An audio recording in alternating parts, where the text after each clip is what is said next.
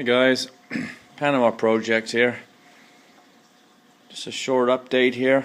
It's December, very busy month for everyone.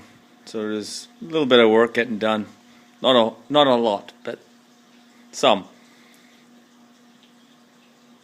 Here's the front bib. I've made some new metal in there. Turned out pretty good.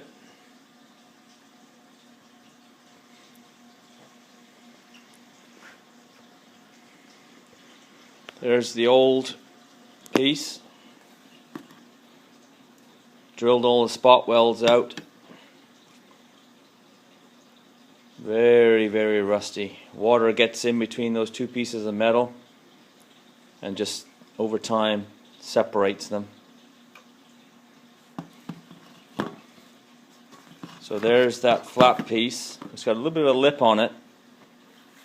I've reproduced it in 16 gauge, got the lip on there. There's this piece.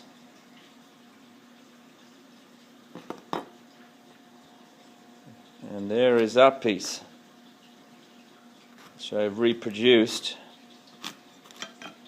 with my brake. Mixed it all together. This piece goes in here like this to reproduce that, and it's factory spot welded in here. So I'm going to spot weld it.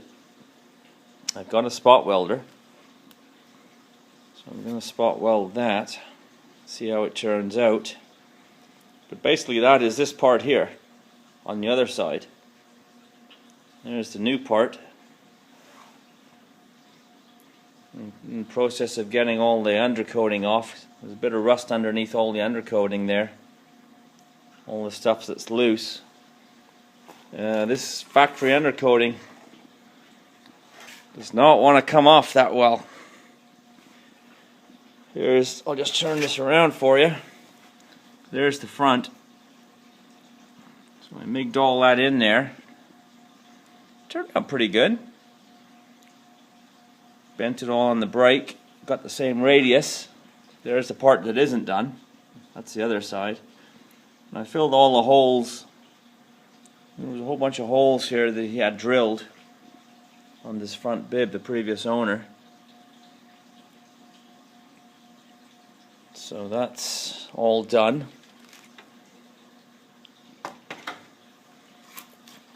It turned out pretty good. So here's the Panama truck, and this is where the fenders attach here. This one's a bolt and a nut. This one's a bolt, and it's a nut the other side, so you can get to that one. This one is totally hidden, so of course after 40 odd years it just shears off. There's no way you're getting that out, so I drilled it and retapped it.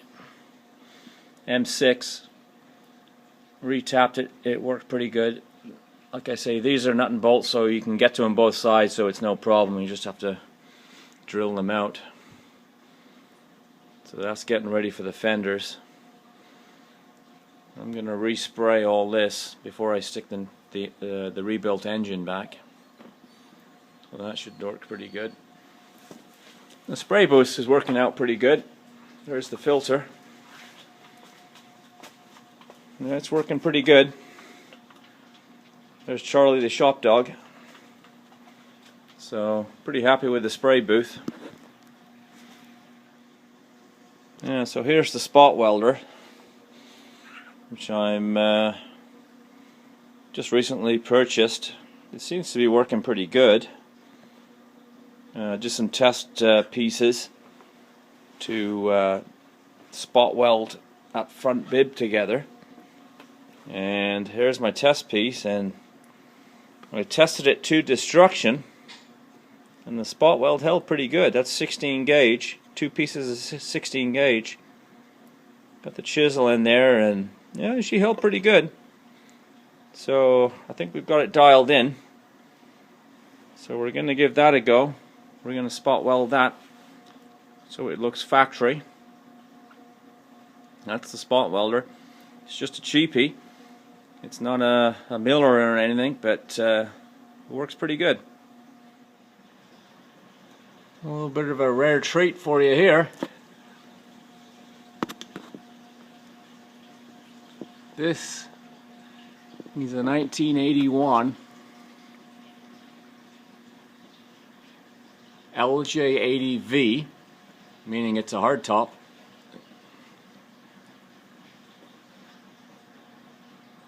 It's been undercoated. I purchased this LJ brand new back in the early 80s. Absolutely brand new. I had it undercoated. That was the first thing I did to it in the 80s. That's undercoating, aftermarket undercoating on there. I had new shocks put on it in 84. Springs are rusty, but it's what you call a survivor car in North America. It's totally original. That's the underside.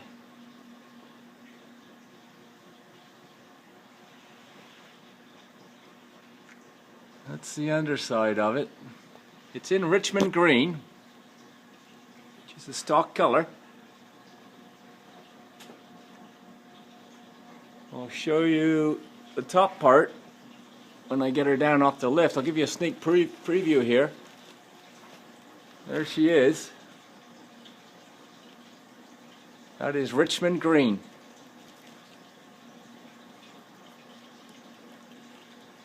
(1981) Suzuki LJ80V. Bought it brand new when I was 17 years old, and I still have it. It has 24,000 kilometers on it.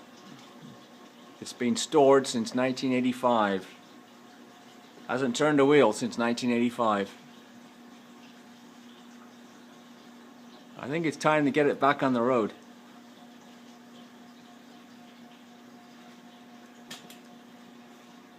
But that's a little sneak peek for you.